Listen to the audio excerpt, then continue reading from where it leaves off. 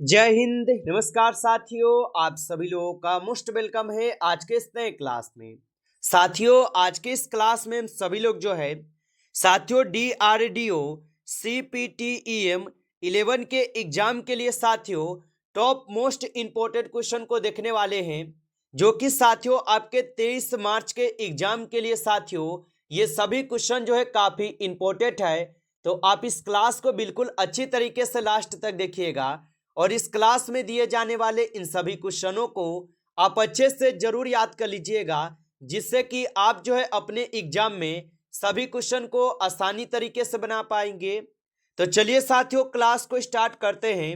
उनसे पहले यदि आप इस चैनल पे पहली बार जुड़े हैं तो आप जो है इस चैनल को सब्सक्राइब कर लीजिए और सब्सक्राइब करके आप ऑल नोटिफिकेशन को ऑल पे दबा के जुड़ जाइए, जिससे कि जब भी कोई नई क्लास हो सबसे पहले जो है क्लास का नोटिफिकेशन आपके पास पहुंच सके। तो आप इस चैनल को सब्सक्राइब कर लीजिए, साथ ही साथ आप जो है इस क्लास को भी साथियों लाइक जरूर कर लीजिएगा। तो चलिए क्लास को स्टार्ट करते हैं और देखिएगा साथियों क्वेश्चन क्या पूछा गया है।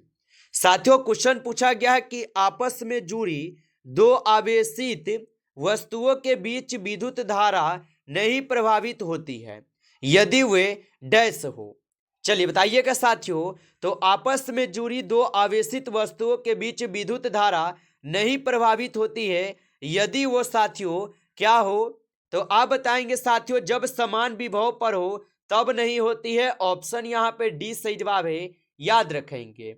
आगे देखेंगे साथियों, प्रश्न पूछा गया है कि एक आदर्श सेल के आंतरिक प्रतिरोध का मान है। चलिए बताइएगा आप कि एक आदर्श सेल के आंतरिक प्रतिरोध का मान हो जाएगा। तो साथियों एक आदर्श सेल के आंतरिक प्रतिरोध का जो मान होगा साथियों ये शून्य होगा। ऑप्शन ए यहाँ पे इस क्वेश्चन का सही जवाब है, शून्य होगा साथियों, याद रख लीजिएगा। चलिए आगे देखिएगा, प्रश्न पूछा गया है और प्रश्न है कि किसी अति चालक द्वारा प्राप्त अधिकतम ताप होता है। चलिए बताइएगा साथियों, तो किसी अति चालक द्वारा प्राप्त अधिकतम ताप होता है। तो किसी अति चालक द्वारा प्राप्त अधिकतम ताप जो है साथियों ये आपके 133 केल्विन होते हैं। ऑप्शन यहाँ पे 20 क्वेश्चन का सही जवाब है, 133 केल्विन होगा। आगे देखिए, प्रश्न यहाँ पे है कि किसी खोखले आवेशित चालक गोले के अंदर किसी बिंदु पर डैश होगा। चलिए बताइएगा साथियों, तो किसी खोखले आवेशित चालक गोले के अंदर किसी बिंदु पर जो है साथियों विद्युत तीव्रता शून्य होती है। ऑप्शन यहाँ पे जो है 20 सही जवाब है, विद्युत तीव्रता जो है शून्य होती है, याद रखेंगे। आगे देखिए, प्रश्न यहाँ पे है कि किस स्तर से अधिक ध्वनि हानिकारक प्रदूषक है। तो किस स्तर से अधिक ध्वनि हानिकारक प्रदूषक है, तो याद रखेंगे साथियों ये 80 dB से हो जाएगा। ऑप्शन यहाँ पे सी सही जवाब है, याद रखेंगे। आगे देखिए, प्रश्न यहाँ पे है कि एक विद्युत द्विध्रुव जो है बना होता है। तो साथियों एक विद्युत द्विध्रुव जो है ये बने होते हैं, तो ये लघु दूरी पर स्थित समान परिणाम के एक धन आवेशित तथा एक ऋण आवेश का बना होता है। ऑप्शन यहाँ पे सी इस क्वेश्चन का सही जवाब दिए गए हैं, याद रखिएगा। आगे देखिएगा, क्वेश्चन दिया गया है कि किसी ट्रांसफार्मर का लोह क्रोड परतदार जो है रखा जाता है क्योंकि इसमें डैश होता है। तो किसी ट्रांसफार्मर का लोह क्रोड परतदार रखा जाता है क्योंकि साथियों इसमें जो है क्रोड में शक्ति ह्रास कम हो जाता है। ऑप्शन यहाँ पे सी इस क्वेश्चन का सही जवाब है। आगे देखिए, प्रश्न पूछा गया है कि ट्रांसफार्मर क्रोड बना होता है। चलिए बताइएगा साथियों कि ट्रांसफार्मर क्रोड जो है ये बना होता है।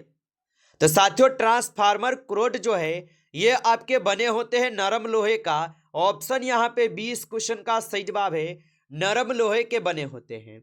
आगे देखिएगा, प्रश्न पूछा गया है कि 20 N का एक बल एक वस्तु को 2 मीटर विस्थापित कर देता है और 20 जूल कार्य करता है। बल और विस्थापन के बीच के कोण डैश होगा। तो साथियों 20 N एक बल एक वस्तु को 2 मीटर विस्थापित कर देता है और 20 जूल कार्य करता है और बल और विस्थापन के बीच कोण क्या हो जाएगा। तो साथियों आप बताएंगे इसके बीच जो कोण होगा ये 60 का होगा। ऑप्शन यहाँ पे डी कीजिएगा, 60 कोण होगा। आगे देखिए प्रश्न यहाँ पे पूछा गया है कि कथन दिए गए हैं और कारण भी साथियों दिए गए हैं। देखिएगा क्या है, तो कथन में क्या दिया गया है कि जब नमक को बर्फ के साथ मिलाया जाता है तब तापमान 0 से कम हो जाता है। और कारण क्या दिए गए हैं कि नमक जब बर्फ का प्रगाढ़ अधिक मिश्रण बनाता है तो ये क्या होता है। तो चलिए बताइए साथियों, कथन और कारण क्या कौन सा सही है। तो साथियों आप बताएंगे कि कथन और कारण में जो है यहाँ पे क्या हो जाएंगे, तो कथन जो है साथियों ये सही दिए गए हैं, परंतु आर जो है ये साथियों ये आपका कारण है, ये गलत दिए गए हैं, यानी ऑप्शन सी को आप सही जवाब करेंगे, याद रखिएगा। अगला प्रश्न यहाँ पे दिया गया है कि ध्वनि गति किसमें जो है अधिकतम होती है। चलिए बताइएगा कि ध्वनि की गति किसमें अधिकतम होती है। तो साथियों ध्वनि की जो गति है ये ठोस में अधिकतम होती है। ऑप्शन ए को आप सही जवाब करेंगे, ठोस में अधिकतम होती है। आगे देखिए प्रश्न पूछा गया है कि विमानों का पता लगाने के लिए रडार किस माध्यम का प्रयोग करता है। चलिए बताइएगा कि विमानों का पता लगाने के लिए रडार किस माध्यम का प्रयोग करता है। तो याद रखिएगा ये अल्ट्रासोनिक तरंग का उपयोग करता है। ऑप्शन सी सही जवाब है, अल्ट्रासोनिक तरंग का उपयोग करता है। आगे देखिए प्रश्न पूछा गया है कि माइक्रोवेव ओवेव में प्रयुक्त की जाती है। तो माइक्रोवेव ओवेव में साथियों प्रयुक्त की जाती है, तो इसमें अवरक्त तरंगे जो है साथियों प्रयोग में लाई जाती है। ऑप्शन ए सही जवाब हो जाएंगे। आगे देखिएगा क्वेश्चन यहाँ पे दिया गया है कि एक टेलीविजन में दूरस्थ नियंत्रण के उपयोग में जो है लाई जाती है। तो एक टेलीविजन में दूरस्थ नियंत्रण के उपयोग में लाई जाती है, तो साथियों ये अवरक्त किरणें लाई जाती है। ऑप्शन ए सही जवाब है, अवरक्त किरणें। आगे देखिएगा प्रश्न दिया गया है कि सोनार का उपयोग अधिकतर जो है किया जाता है। तो साथियों सोनार का जो उपयोग है ये अधिकतर किया जाता है, तो साथियों ये आपके 2 संचालकों द्वारा किए जाते हैं। ऑप्शन यहाँ पे डी सही जवाब है, 9 संचालकों के द्वारा किए जाते हैं। आगे देखिए प्रश्न पूछा गया है कि ध्वनि का जो तरत्व है ये निर्भर करता है। चलिए बताइएगा आप। और साथियों आप अभी तक इस क्लास को जो है लाइक नहीं किए हैं तो आप इस क्लास को एक बार लाइक कर लेंगे।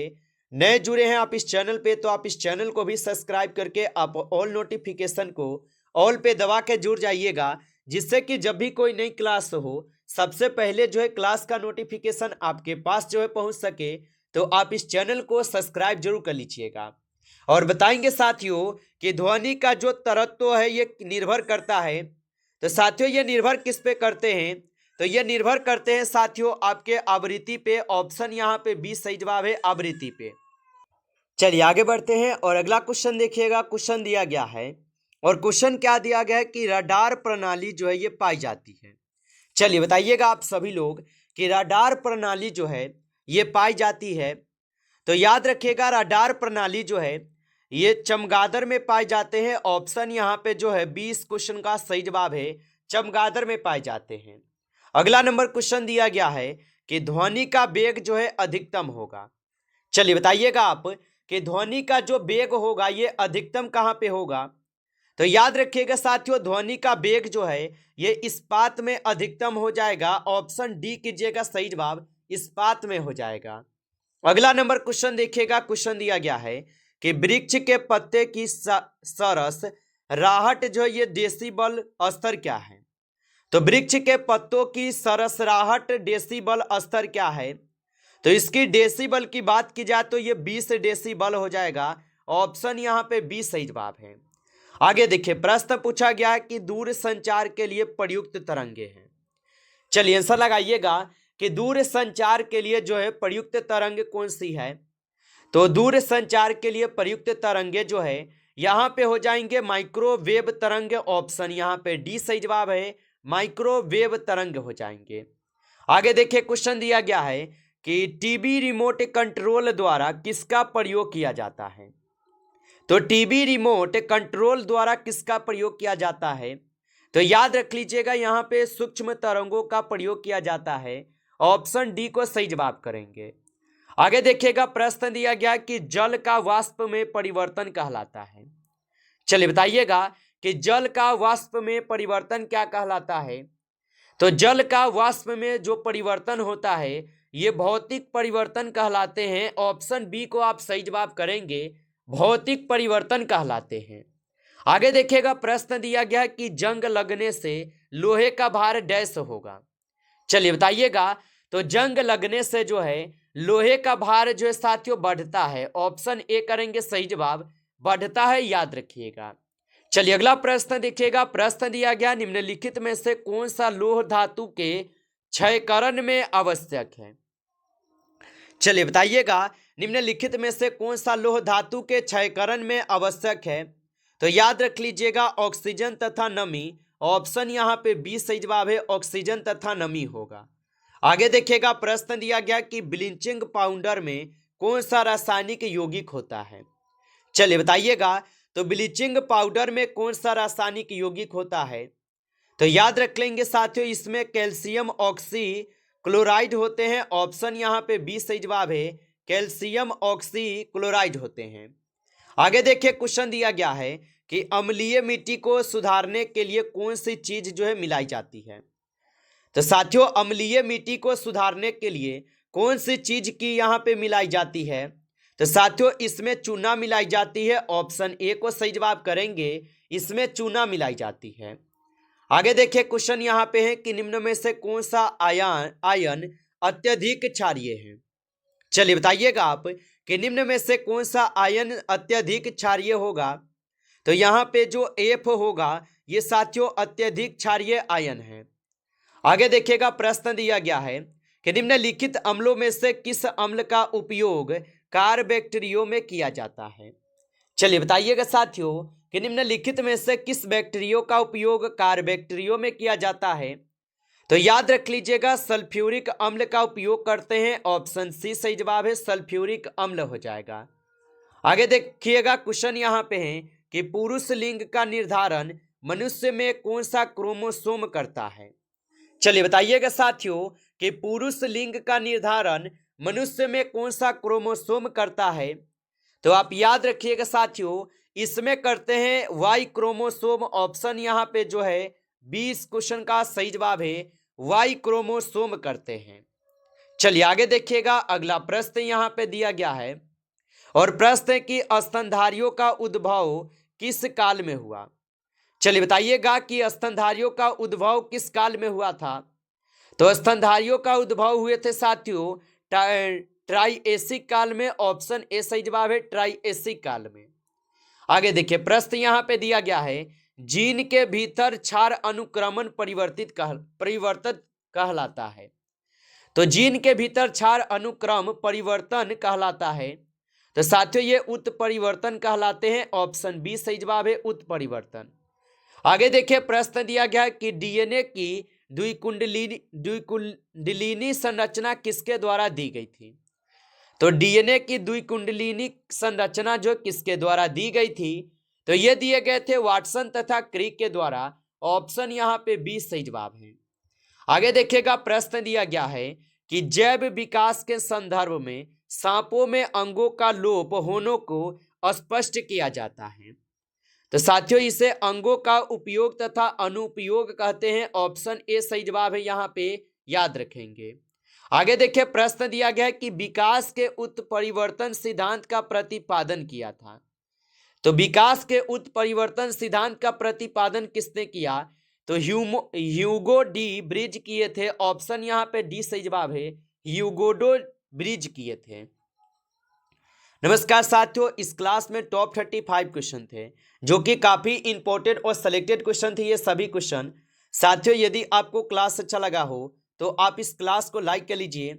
नए जुड़े हैं आप इस चैनल पे तो आप इस चैनल को सब्सक्राइब करके ऑल नोटिफिकेशन को ऑल पे दबा के जुड़ जाइए, जिससे कि जब भी कोई नई क्लास हो सबसे जो है पहले क्लास का नोटिफिकेशन आपके पास पहुंच सके। तो आप इस चैनल को सब्सक्राइब कर लीजिएगा। चलिए फिर मिलते हैं आपसे एक नेक्स्ट टॉपिक के साथ नेक्स्ट क्लास में। तब तक के लिए जय हिंद, जय भारत।